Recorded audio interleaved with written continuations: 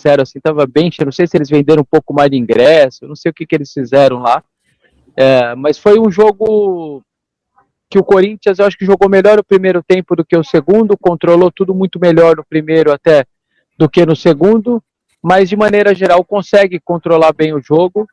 O torcedor corintiano, ao contrário do palmeirense, o São Paulino, enfim, normalmente pensa, esse time vai fazer besteira a qualquer momento, né? Assim que é um pouco o sentimento do corintiano em Libertadores. Mas eu acho que o time, de maneira geral, se comporta bem, inclusive depois que ficou com um jogador a menos, e consegue trazer um resultado que eu julgo um resultado bom.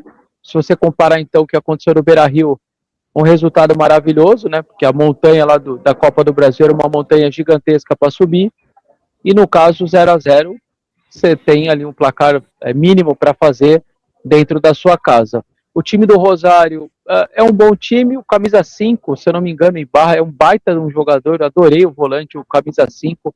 O cara chegou a pôr a cabeça no chão, assim, para tirar uma bola com a cabeça no chão, tirou do pé do Rodrigo Garro, naquelas cenas meio argentinas, assim, e é um cara que se posiciona muito bem, gostei muito. O Di Maria, ele tem uma situação que é engraçada no jogo. É o ele Ibarra. É o Ibarra, né? Isso. 5.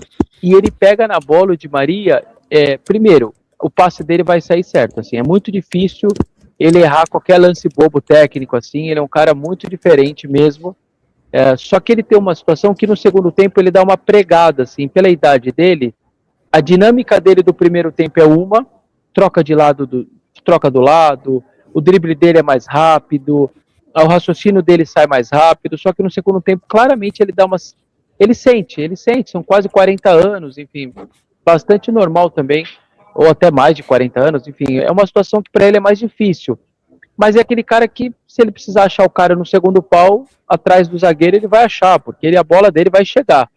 Então é daqueles que você tem que ficar o tempo inteiro de olho nele. Em relação ao Corinthians, uma partida da dupla de zaga muito boa, o Gabriel Paulista deu uma brechinha ou outra, mas de maneira geral um comportamento muito bom. O Mateuzinho pegou aquele Campas, ele não é um jogador provene com tanta inteligência para jogar, mas ele é muito rápido, né? Então é chato de marcar. Eu acho que ele se comporta bem. O mesmo Bidu marcando de Maria também, acho que ele se virou bem do outro lado. Mas o que o Gustavo Henrique jogou foi uma brincadeira, né? Uma segurança absurda, por baixo ou por cima. Ele deve ter tirado umas 30 bolas por cima. Jogou muito bem o Gustavo. Cara, o Alan, ele foi expulso, às vezes fica com essa marca da expulsão, mas ele faz um grande jogo. A saída de 3 estava bonita do Corinthians ali, né? Com os dois zagueiros um pouquinho mais abertos. O Alan vinha, fazia a saída de 3, espetava o Bidu, espetava o Mateuzinho. Gente, assim, vendo no campo, o Corinthians é bem treinado, viu? Você vê que tem um time ali, você consegue enxergar um time de futebol. Você pode até não gostar, o time pode não ter muito atacante bom, até ter um monte machucado, gente fora, não tem nem muito ataque, assim, mas é um time que ele se comporta como time, assim, a linha de defesa é linha de 4, bonitinha, tudo mais. Eu lembrei um pouco ontem no Palmeiras, porque quando o Alan expulso, faltando uns 4, 5 minutos, ele põe o André Ramalho, ele põe o trio de zaga. Eu falei, ontem o Abel pôs o trio de zaga, deu ruim, mas o André Ramalho se comportou bem e se virou bem também. Então, acho que um Corinthians que propôs pouco, que atacou pouco, a vitória do Corinthians não seria justa. O Corinthians não fez para vencer, mas, para perder também não fez não, viu? Então, tá longe de ter feito para perder. Então, eu acho que foi um resultado bastante considerável, considero boa a postura do time também, e a ver como vai ser, assim, torcedor corintiano, os argentinos fora com 0-0, para eles é maravilhoso, viu? Para quem acha que eles estão desesperados, meu Deus, não ganhamos em casa, pode esquecer, eles vão tratar a quinta-feira que vem de uma maneira muito tranquila, vão ter esse 0-0 como aliado deles, vão fazer aquele jogo que a gente está acostumado, um pouquinho mais de marcação, linha baixa, e aí é Di Maria na bola, tentando achar os caras mais rápido. O centroavante deles achei meio pesadão, meio paradão ali. Mas é isso. Eu acho que o Corinthians, sim, leva um bom resultado para São Paulo. Dá para dizer até que é um pouco favorito agora, por jogar em casa, precisando de uma vitória. Mas para quem acha que o argentino está morto com 0-0, eles não se importam com isso, levam numa boa ter que empatar e ir para casa do adversário depois. Tem uma marca estatística estranha, né? Desde 2012 o Corinthians não faz um gol fora de casa na Libertadores. Desde 2012. Incrível, cara. Incrível isso, né? O ano que foi campeão. E mata-mata, né? Faltou você dizer que é mata-mata, não na fase de grupos. Exatamente. Desde 2012, portanto, o Corinthians não faz um gol fora de casa. O Ramon Oliveira fala, vocês são uma piada. Não sei se é com a gente. Muito obrigado, Ramon. Gostoso a gente receber uma mensagem tão bacana, né? Assim, numa sexta-feira, pra gente já dar uma sextada legal. Então, eu escolho o Fábio Rabin. Vocês escolhem de vocês aí, eu sou o Fábio Rabin, então. Isso. Boa. Ô, Massa, e aí? Que tal o jogo? Eu tinha comentado em outro CNPJ uma coisa, que esse trabalho do Diniz é o menos Diniz da vida dele. Ou estou errado? Não, acho que você está certo, mas acho que o Corinthians soube jogar o jogo. O Corinthians entendeu o jogo e jogou o jogo, né? Dá para entender as limitações do time, né? Porque o ataque de Corinthians é um ataque bem frágil. O centroavante, o Pedro Raul, funciona especificamente numa bola, nas outras ele tem muita dificuldade, mas ele se entregou para caramba, ele correu, ele marcou, ele batalhou, ele entrou na onda do time, né? Agora, o Gabriel Paulista estava louco para entregar, teve 2 bolas ali que ele deu para trás, rapaz, quase que entrega, mas o Gustavo Henrique, concordo com o Rodrigo Luiz Vessone, jogou demais, até porque o Rosário é um time bem pobre em termos de imaginação ofensiva, né? Muita bola na área, e no final das contas, no frigir dos ovos, né? Teve 2 finalizações do Rosário no gol e uma do Corinthians, e a mais perigosa foi a do Corinthians, aquela bola de cabeça. Não sei se foi acho que o Mateuzinho, né? Foi o Bidu, bateu no travessão, Bidu. O Bidu, exatamente. O Bidu de cabeça na trave, ela subiu, ainda voltou na trave, mas já saindo, né? Então, acho que ficou de bom tamanho para o Corinthians diante das circunstâncias, né? De não ter o Will Alberto, de não ter mais o sonho do Memphis, enfim, que poderia ser um reforço, poderia ser, né? Então, eu gostei da forma como o Corinthians se atuou, gostei da forma como o Mateuzinho marcou o Di Maria, sofreu pra caramba, o Bidu, aliás, sofreu pra caramba com o Di Maria, mas ele conseguiu dar conta. Agora, o jogo da volta tem aí se vocês me permitem dar uma projetada, é cedo ainda, acho que o Yuri não vai voltar, pelo que sei aqui, vai ser difícil ele voltar, acho que não. E o Corinthians, para passar, vai precisar fazer gol. Mas ele tem a seu favor os pênaltis, né? Porque o goleiro Hugo nos pênaltis é muito bom. E aí, a questão é como que o Corinthians vai fazer gol no Rosário se não for na bola aérea. Seja para o Pedro Raul, seja para o Gustavo Henrique, que é um belo zagueiro. Isso pode deixar o jogo mais nervoso do que o normal. Então, acho que o Corinthians sai de Rosário, sim, com um bom resultado, diante das circunstâncias, muito bom resultado, mas ele tem um morro para subir em casa, porque não vai ser nada fácil fazer gol no Rosário aqui, né, no seu estádio. E aí, Arnaldo, só uma coisa antes do Arnaldo falar, ele citou o pênalti Hugo Souza, tem a curiosidade, né, há 2 anos o Hugo Souza pegou o pênalti do Di Maria pelo Benfica, e no mesmo jogo o Hugo Souza pegou 2 do Arthur Cabral. O Hugo Souza pegou 3 pênaltis do Benfica, 2 do Arthur Cabral e 1 do Di Maria, e os 2 podem se reencontrar numa disputa de pênalti aí na quinta-feira. Ah, tem isso. Arnaldo, e aí? Menos Diniz, mais chance de ganhar, menos dinizismo. E daqui a pouco a gente vai falar sobre fora de campo, porque eu achei que o pessoal ia tirar o pé da questão do Memphis, mas não tirou, não. Mas fala aí, do jogo. Ficou bom? Dos brasileiros, quem tem o Corinthians tem a maior chance de classificação?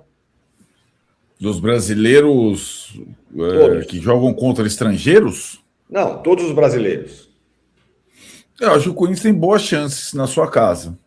Mas o Massini já descreveu, o Vessone também das dificuldades, e aí, olhando um pouco o adversário, também, é o time que sofreu 1 gol na Libertadores toda, em 7 partidas. Melhor defesa da Libertadores é a do Rosário Central. Então é difícil. O grande trunfo do Rosário Central, embora o Di Maria seja um espetáculo, é o sistema defensivo, não o ataque. O Rosário também tem muita dificuldade em criar, né, em finalizar. Então, vai ser um jogo de detalhe mesmo. E acredito que quem for mais competente em bola parada, essas situações, possa ganhar o jogo na próxima quinta-feira. Acho que dos brasileiros, Tironi, essa sucessão de empates, um dos bons empates da semana foi o do Corinthians, fora de casa, nessa circunstância. Tem brasileiro que empatou e não foi bom, tipo Mirassol, né? Palmeiras. O Corinthians foi bom, era um resultado bom. E agora ele traz para sua casa. Fluminense não foi bom também, né? Fluminense não foi bom, né? O Flamengo foi bom. Flamengo foi bom, né? É assim, né? Você visita no mata-mata, empatando é bom. E os empates do Flamengo e do Corinthians como visitante foram em estádios cheios, contra times tradicionais, né? Teve todo esse contexto, né? E acho que sim, o Corinthians vem com boas chances de passar, mas tem essa situação de agora um repertório ofensivo limitado pelas lesões, pela possível, provável saída do Memphis. Eu já nem sei mais como é que trata esse episódio. E também tem essa questão para lidar com o jogo do final de semana, que eu acredito que seja para o Corinthians aí, o Diniz, que gosta de repetir time e tal, agora tem que tomar uma atitude drástica. Nem o Hugo Souza tem que jogar contra o Cruzeiro, na minha visão. E falando no Hugo Souza, enésima vez, mais uma vez, vítima de insultos racistas, não dá para a gente achar que é normal, tudo bem, o país não tem as mesmas leis em relação, mas não dá para tolerar. Eu acho que ou a Conmebol pune com perda de mando, torcida. Abriram agora lá, o Conmebol, aqui os setoristas da Conmebol abriu o requerimento para investigar as denúncias de racismo, e é racismo geral. Ficou essa situação na Copa chata de debate em relação a argentinos. Eu acho que isso não é o ponto, né? É um mal geral, é um câncer. Mas nos jogos contra brasileiros, o fato é que acontece todo jogo.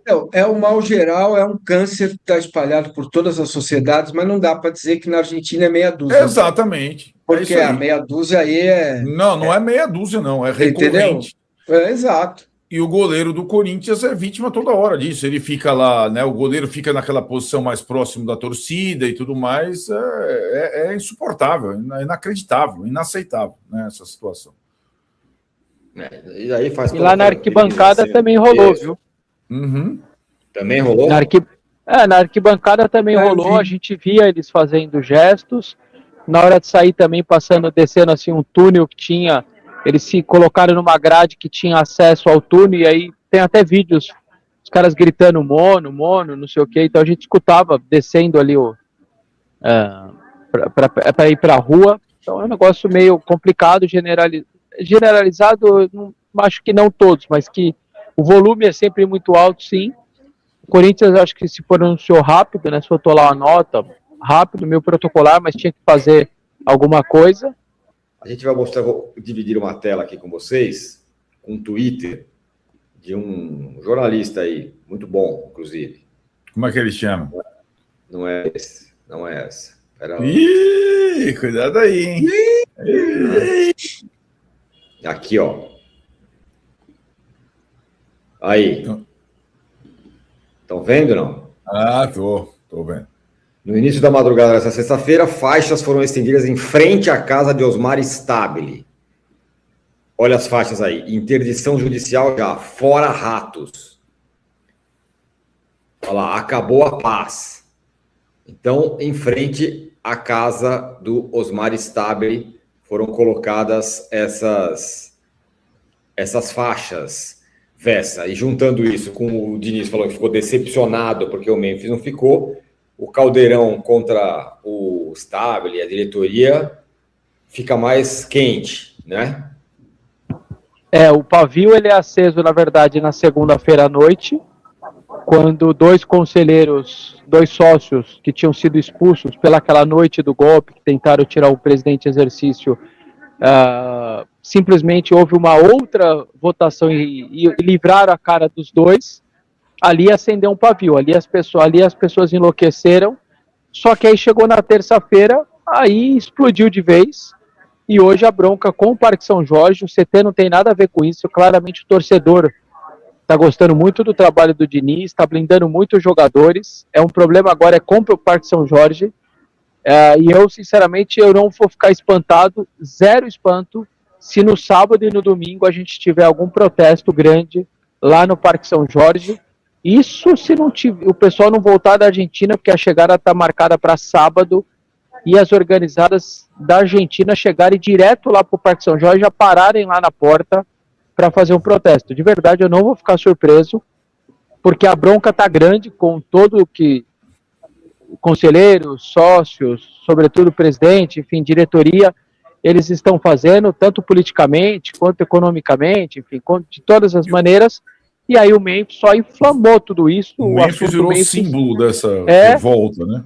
Virou um símbolo mesmo, assim, a ponto, para você ter uma noção, ontem à noite o Memphis curtiu a postagem do presidente da maior torcida organizada do Corinthians, da Gaviões, o Alê. Ele foi lá e curtiu uma postagem do jogo, assim, só o Alê tava no estádio, falando, vambora, empatamos e tal, e o Memphis foi lá e curtiu a postagem do presidente da Gaviões. Então, o Memphis vai ser tratado, eu acho, o caso Memphis talvez tenha uma união da torcida contra o Parque São Jorge como nunca se viu. Então, eles estavam lá fazendo Ministério Público, é confusão, é polícia, é um sendo expulso, aí agora, eu acho que o Memphis pegou tudo isso daí e falou, e agora vai todo mundo para cima do Parque São Jorge. Então, aguardemos as cenas dos próximos capítulos. Essa aí aconteceu na madrugada na casa do ex-presidente em exercício Osmar Stable, é assim que eu estou chamando ele agora, e vamos ver o que acontece. Nos bastidores, segue aquele papo que eu estou falando para vocês há um dia e meio, mais ou menos. Olha, tem algo no ar, estão conversando, voltaram a trocar uma ideia, voltaram a conversar, vai que ali, puxa para cá, puxa para lá, o Osmar pede uma desculpa.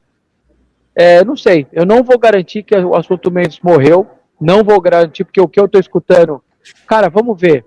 Não, vamos ver, talvez. Quando você começa a escutar assim, ninguém fala, não, gente, não tem mais nada, acabou, morreu, o assunto morreu. Quando ninguém fala isso é porque realmente tem algo sendo tentado e conversado. Vamos ter que aguardar agora para saber, mas aguardem que vocês verão coisas tanto no domingo no estádio, quinta-feira e durante a semana, e talvez no sábado, de torcida versus Parque São Jorge, vocês vão ver coisas aí muito grandes nesses próximos dias que chegarão aí. Olha, eu vou jogar uma água no chope aqui, mas eu quero ouvir vocês, porque nem foi esse raciocínio nem foi meu, foi do grande José Trajano. Ele fala, mas é o Memphis, né, gente? O cara parece estar sendo tratado como o Pelé, como se o Pelé não fosse jogar mais no Corinthians, o Sócrates, sei lá quem. O Memphis, ele vale toda essa loucura? Só uma coisa que faltou eu dizer antes deles falarem. Sabe por que o Diniz, que você me perguntou do Diniz, sabe por que ele falou daquele jeito? Ele tem Caio César, Pedro, Raul, Guinegão e Jesse Lingard. Ele só tem esses 4 hoje. O resto tudo tá com lesão de cruzado, menisco ou lesão muscular grave, igual o Yuri. Aí o treinador tá lá, podendo ter o Memphis, com o Pedro, Raul, com o Guinegão e com o Jesse Lingard, que ainda não desabrochou, mais o Caio César. Você acha que ele não vai ficar triste ou desesperado? Peraí, eu acho bastante compreensível, cara. Não, entendo, mas tudo bem, mas eu tô particularizando no Memphis, e aqui o Geraldo Souza fala para mim, a bronca é com a diretoria âncora. Não, eu entendo, mas por conta disso, na minha visão, nem é a minha visão, mas depois eu abarquei essa história, é o Memphis, né, gente? É o Memphis Depay, não é o Cruyff. Virou o símbolo do negócio, mas fala aí. Fala aí, Márcio, pode falar. Não, mas é resultado do estágio atual do Corinthians, né? Gente, o Corinthians não dá para ir. O treinador tá na dele, cara. Porque o treinador amanhã vai embora e não vai pagar mais 74 milhões pro Memphis em 3 anos, né? Que é a matéria que o meu timão publicou, espetacular, né? Como é o nome dos repórteres? Você tem o nome aí, Vessa, para a gente dar o crédito? Sim. É a Maria Beatriz de Teves, a Mabia, o Daniel Kepler e o Luiz Fabiani. Eles debruçaram sobre os 4 contratos, são 4, né? CLT, direito de imagem, premiação e a dívida, são 4 contratos. destrinchar